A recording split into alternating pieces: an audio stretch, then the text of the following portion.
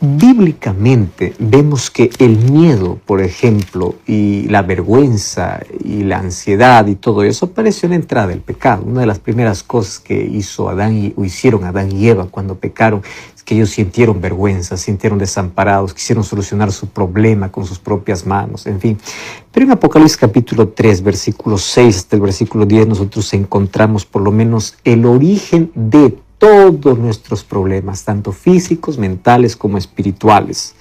Allí el versículo 7 dice: los ojos de ellos fueron abiertos, conocieron que estaban desnudos, se cosieron hojas de higueras, hicieron delantales, escucharon la voz de Dios que se paseaba en el huerto, y ellos se escondieron de la presencia de Jehová. Jehová llamó al hombre y le dijo: ¿dónde estás? Y allí aparece el primer problema que él presenta: oí tu voz y tuve miedo porque estaba desnudo y me escondí. Y a partir de allí comienzan todos nuestros problemas.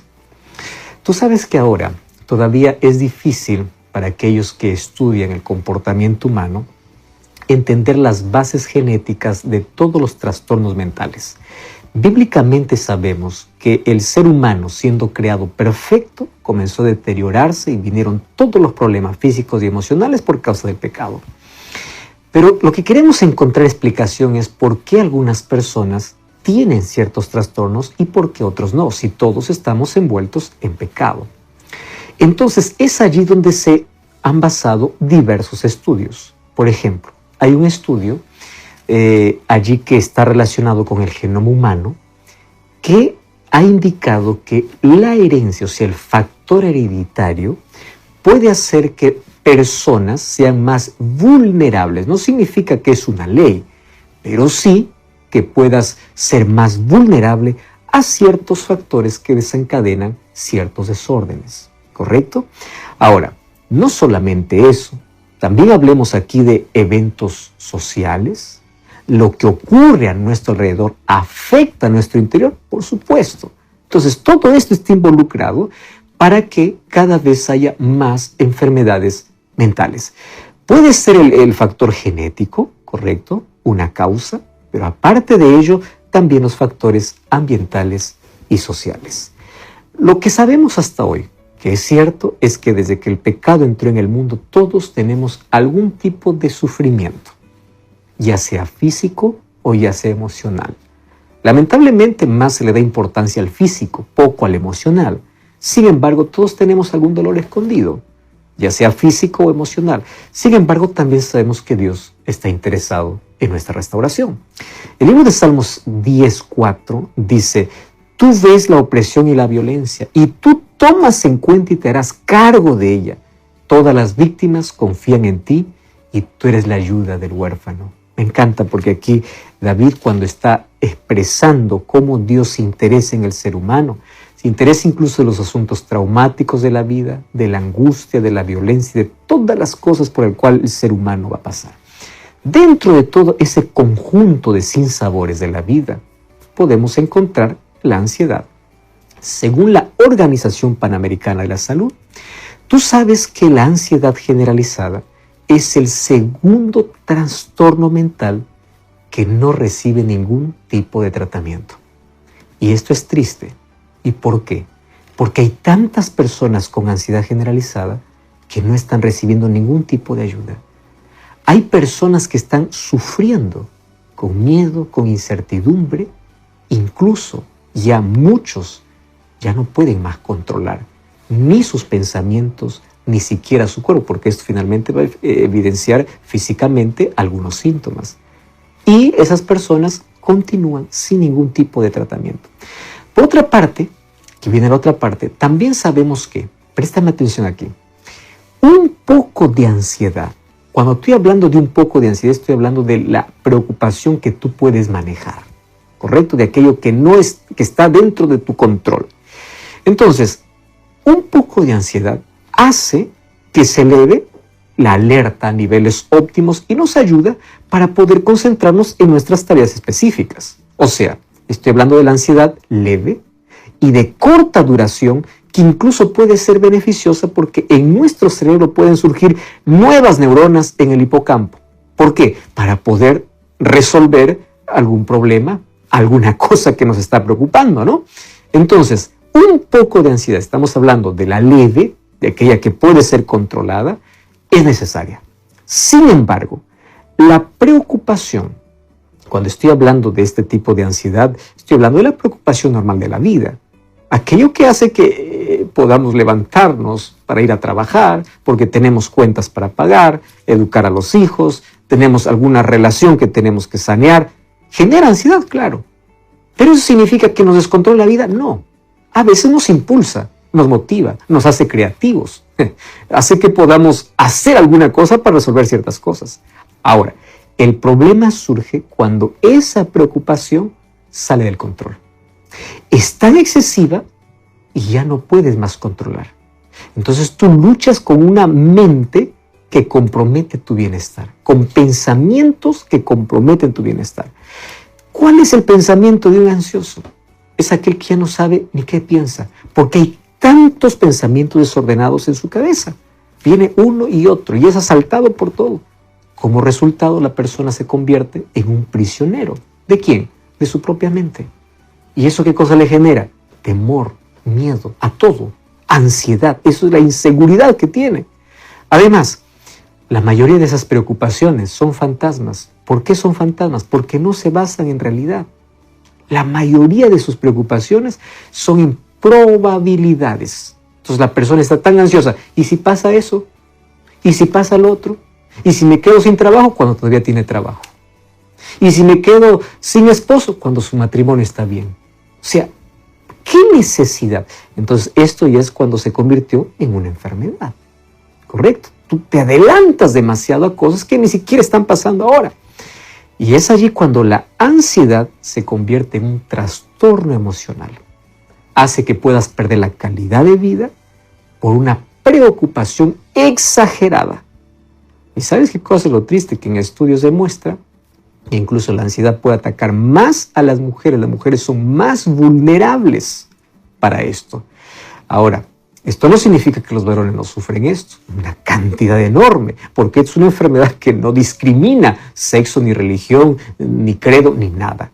Todos somos vulnerables en algún momento cuando no sabemos manejar ciertas situaciones o controlar nuestra mente. Pero ¿qué cosa es lo que vamos a hacer cuando perdemos el control? Pues buscar ayuda. Nuestra primera ayuda, ¿qué cosa es? Divina, para poder encontrar paz, esperanza, seguridad. Pero junto a la ayuda divina, cuando esto está tan descontrolado, también necesitamos ayuda profesional, porque Dios también puede restaurarnos completamente a través de instrumentos que Él tiene para poder traernos mayor calidad de vida.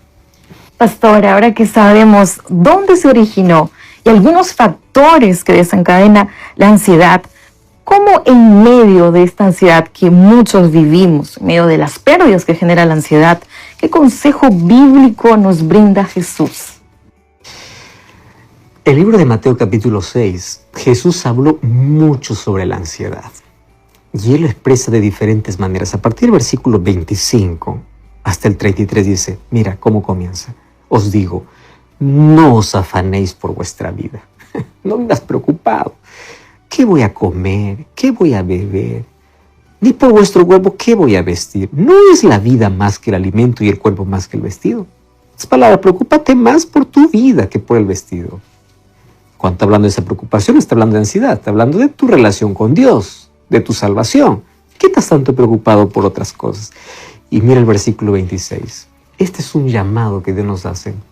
Mira las aves del cielo. No siembran, no ciegan, no recogen.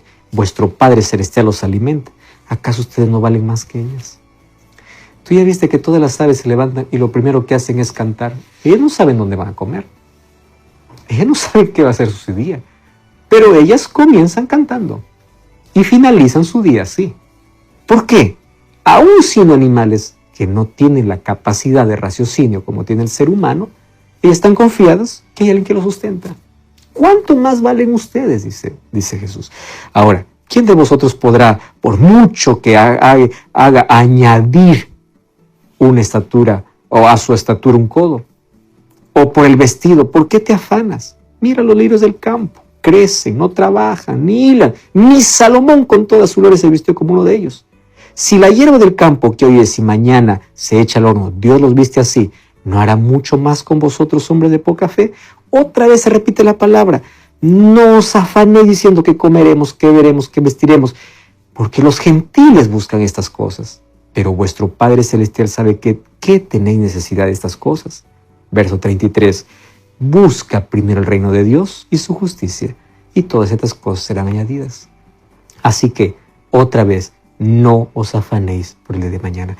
Tú te das cuenta que Jesús aquí, el mayor énfasis que hace es, no vivas preocupado, no vivas angustiado. Cuando vamos a Filipenses 4:6, el apóstol Pablo va a dar un consejo mayor. Dice, convierte tu preocupación en oración. No os afanéis por nada. Al contrario, que tu afán, tu preocupación sean conocidos como ruegos de gratitud delante de Dios.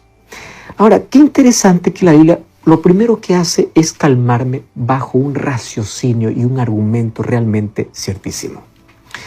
Cada vez que tú veas un ruiseñor cantar, un ave cantar, ¿sabe lo que te está diciendo?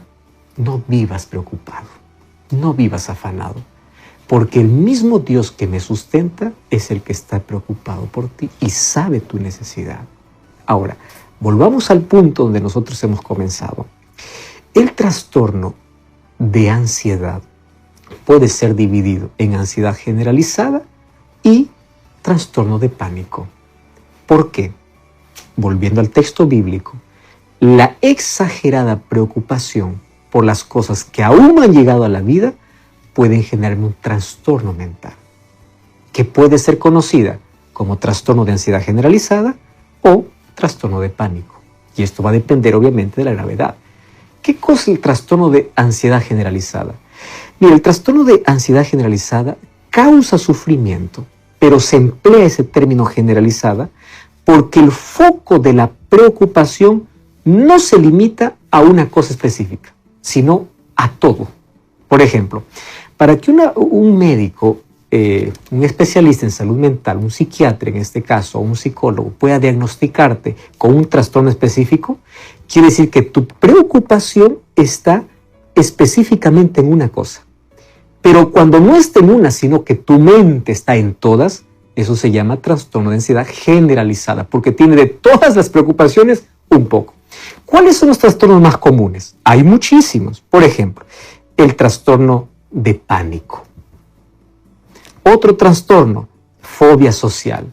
Tú ni siquiera puedes salir de casa, ni siquiera puedes dirigirte al público. Ese es un trastorno específico, ¿correcto?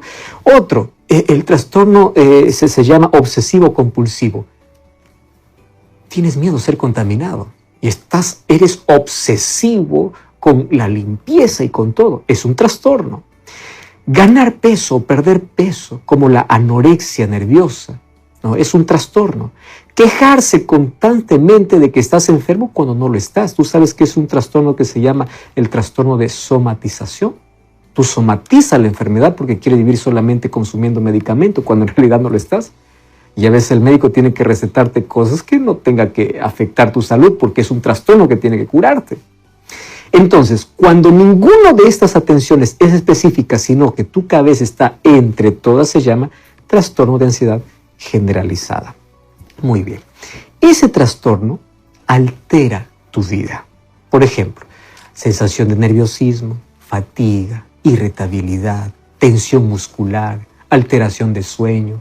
Tu mente está divagando, estás distraído, no estás concentrado, eres hiperactivo, a veces tienes las manos frías, a veces sudas. O sea, tienes ya un problema que necesitas tratar. Estas cosas que tu cuerpo habla, grita, es para que tú le prestes atención.